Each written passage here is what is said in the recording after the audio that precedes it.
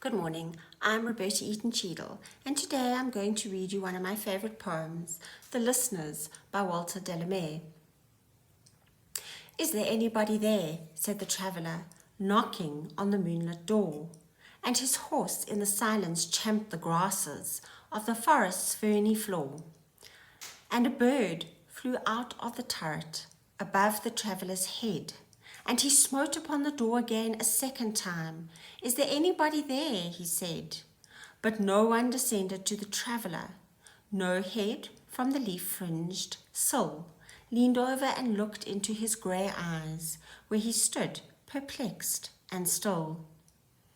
But only a host of phantom listeners that dwelt in the lone house then stood listening in the quiet of the moonlight to that voice from the world of men, stood thronging the faint moonbeams on the dark stair that goes down to the empty hall, hearkening in an air stirred and shaken by the lonely traveller's call.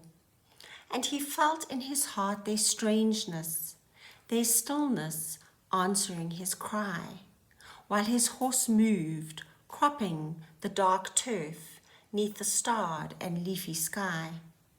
For he suddenly smote on the door, even louder, and lifted his head.